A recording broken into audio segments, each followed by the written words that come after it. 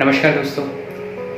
कुछ दिन पहले मुझे मेल आया यूट्यूब से, जिसमें वो मुझे इन्फॉर्म कर रहा था कि मेरे 100 सब्सक्राइबर्स हो गए हैं। तो मैंने सोचा उसी दिन आपके साथ शेयर करूं, पर थोड़ा बिजी था।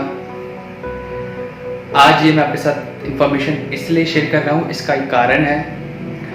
ये कारण यह है कि जिस तरीके से एक विशालकाय वृक्ष के बीज को भूला नहीं जा सकता, वैसे इंसान कभी अपने रूट्स को नहीं भूल सकता। और इस चैनल को ओपन करने का सोर्स कहीं ना कहीं आप सभी हैं, मेरे सारे मित्र और शुभचिंतक, जो हमेशा ही चाहते थे कि मैं अपने विचार सबके सामने रखूं। कुछ सवाल और कुछ ख्याल हमेशा ही भीतर चलते रहते हैं। इस चैनल के माध्यम से वो मैं अलग अलग तरीके से आपके सामने रखूँगा। कविता हो, किस्से हो, कहानी हो। कुछ विचार जैसे हम सब जानते हैं प्रकृति और पुरुष का कितना गहरा नाता होता है, पर आज जो प्रकृति में हलचल हमें देखने को मिल रही है, क्या इसका मतलब ये है कि मेजॉरिटी लोगों के संकल्प सही दिशा में नहीं जा रहे? अगर परमपिता परमात्मा एक है तो इतने धर्म क्यों? जैसे मेरे पिता का जो धर्म होगा वही मेरा भी धर्म होगा, वैसे ही परमपिता परमात्मा जो सभी बच्चों का पिता है, इस जग का पिता है, उसका जो धर्म होगा वही मेरा भी धर्म होना चाहिए। क्या उसका कोई धर्म है? क्या उसका कोई नाम है? नाम धर्म तो इस शरीर को मिला है ना। शायद इसलिए पहले के लोग कहते थे कि सोल कॉन्शियस ज़्यादा रहो बॉडी कॉन्शियस से।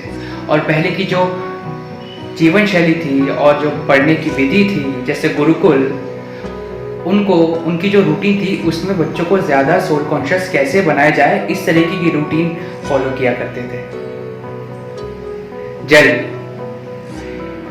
जैसा इंसान की ज़रूरत होती है वैसा वो चीज़ों को समझता है। जैसे मैंने अभी बोला जल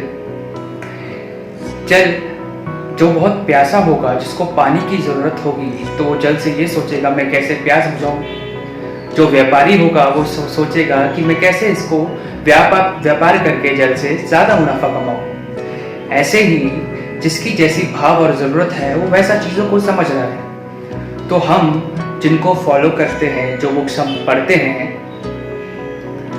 वो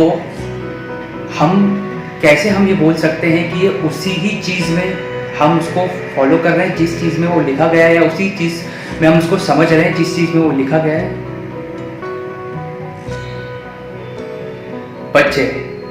बच्चे परिवार का भविष्य होते हैं। अगर वो गलत रास्ते में जाए तो परिवार को पीड़ा और परेशानी होती है। ऐसे ही इस देश के भविष्य यानी हम सब यूथ अगर गलत दिशा में जा रहे हैं तो यह काफ़ी हानिकारक हो सकता है भविष्य में। ऐसे ही ना जाने अनेक विचार दिल में उठते हैं, और इन्हीं विचारों को, इन्हीं भाव को मैं कोशिश करूँगा कविता के माध्यम से या कहानी या किसी भी तरीके से आप सबके सामने रख पाऊँ। तब तक के लिए हंसते रहिए, मुस्कुराते रहिए, खुश रहिए और निडर रहिए। नमस्कार।